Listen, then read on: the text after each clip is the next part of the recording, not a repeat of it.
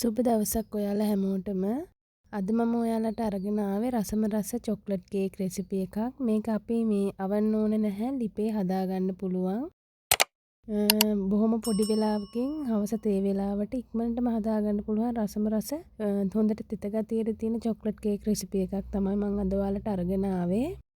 ගොඩක් කාලෙකින් මට වීඩියෝ එකක් දාන්න බැරුව ගියා. අද ඉඳලා මගේ වීඩියෝ බලන්න පුළුවන් ඔයාලට. ඉතින් මාත් එක්ක දිගටම එකතු වෙන්න කියලා ආදරයෙන් ඉල්ලනවා. එහෙනම් අපි බලමු මේ රසම රස චොක්ලට් කේක් එක කොහොමද අපි හදාගන්නේ කියලා.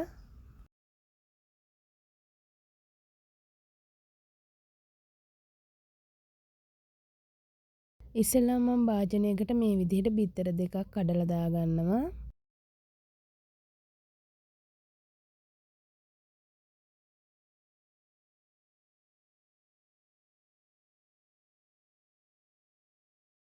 දැන් මේක ටිකක් හොඳින් අපි කලවම් කරගන්නවා.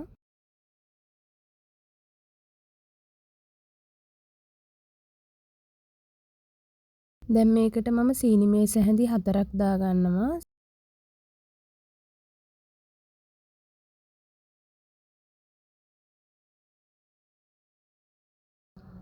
මේ විදිහට සීනි ටික ඔක්කොම එකතු කරගෙන මේක අපි හොඳට බීට් කරගන්න ඕනේ. විස්ක් එකකින් ගහගන්න පුළුවන්. බීටර් එකක් තියෙනවා නම් බීටර් එකකින් උනත් මේක කරගන්න පුළුවන්. මේ විදිහට බිත්තරවල පාට ලා වර්ණයක් වෙනකන් අපි විස්ක් එකෙන් හොඳට විස්ක් කරගන්නවා. ඊට පස්සේ මම මෙතන අරගෙන තියෙනවා බටර් ග්‍රෑම් 75ක් ඩබල් බොයිල් ක්‍රමයට දිය කරගෙන. ඔයාලට මයික්‍රෝවේව් oven එකක් තියෙනවා නම් ඒකේ හරි දාලා දිය කරගන්න පුළුවන්. ඊට පස්සේ මේ ටික අපි ඔක්කොම මේ බිත්තර මිශ්‍රණයට එකතු කරලා මේ විදිහට හොඳින් කලවම් කරගන්නවා. ඊට පස්සේ අපි මේක පැත්තකින් තියලා මම තව භාජනයක් අරගෙන මේකට මේ විදිහට පාන් පිටි මේස ඇඳි 5ක් එකතු කරගන්නවා. පුරෝපු මේස ඇඳි 5ක්. ඒකටම මම කොකෝ පවුඩර් මේස ඇඳි 1/2ක් එකතු කරගන්නවා. ඒකටම මම පුරෝපු බේකින් පවුඩර් තේ හැඳි 1ක් බේකින් සෝඩා තේ හැඳි 1/4ක් එකතු කරගන්නවා. ඊට පස්සේ මේක අපි හොඳට හලා ගන්න ඕනේ. හලාගෙන මේ වගේ ඉතුරු වෙන කැට ටික මේ විදිහට හැන්දකින් පොඩි කරලා නැවත හලා ගන්න. දැන් මේ ටික හොඳට කලවම් වෙන්න අපි හැන්දකින් කලවම් කරගන්නවා.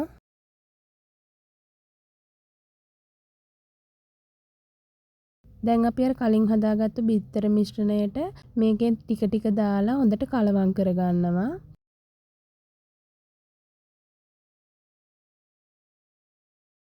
ඔක්කොම එකපාර දාන්න එපා. ටික ටික දාලා කලවම් කරගන්න.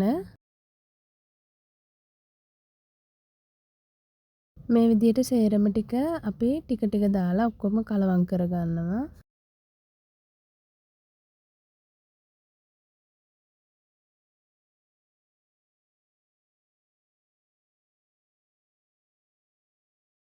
දැන් ඔයාලට මෙන්න මේ වගේ ඝන බැටර් එකක් තමයි එන්නේ. ඊට පස්සේ අපි මේකට මද උණුසුම් වතුර කෝප භාගයක්, ඒ කියන්නේ මේස හැඳි නම් 5මාරක් විතර වගේ එකතු කරගන්නවා.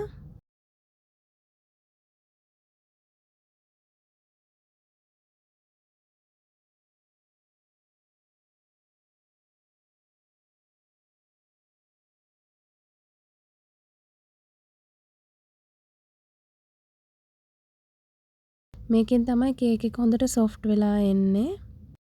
ඊට පස්සේ අපි ඔක්කොම මේ ටික එකතු කරගෙන හොඳින් කලවම් කරගන්නවා. මුලින් කලවම් වෙන්නේ නැහැ වගේ තියෙනවා. ඒ වුණාට ටිකක් වෙලා අපි මේක කලවම් කරනකොට හොඳට මේ විදිහට සේරම මිශ්‍ර වෙනවා. ඊට පස්සේ මෙන්න මේ වගේ පදම තියෙන බැටර් එකක් තමයි එන්නේ. අපි ඒකටම වැනිලා තේ හැඳි එකක් එකතු කරගන්නවා. මේ වීඩියෝ එකේ පෙන්වන තරම් වෙලාවක්වත් යන්නේ නැහැ. බඩු ටික එකතු කරගත්තාම අපිට ඉක්මනින් මේක හදලා රස බලන්න පුළුවන්. ඊට පස්සේ මම අද මේ වගේ පෑන් එකක තමයි මේ කේක් එක හදන්නේ. ඒකට මම පොඩි බටර් කෑල්ලක් දාලා මේ විදිහට හොඳට පෑන් එකේ ගා ගන්නවා. ඊට පස්සේ අපි මේක ලිපේ තියාගෙන අඩුම ගින්දරේ තමයි මේක අපි හදන්න ඕනේ. මේ විදිහට අපි හදාගත්තු කේක් මිශ්‍රණය මේකට දාගන්නවා.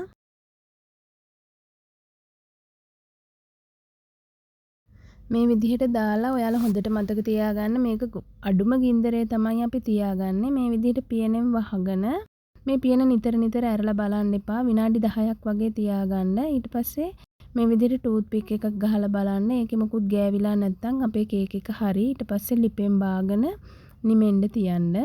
මම දැන් මේකට චොක්ලට් සෝස් එකක් හදාගන්න යන්නේ.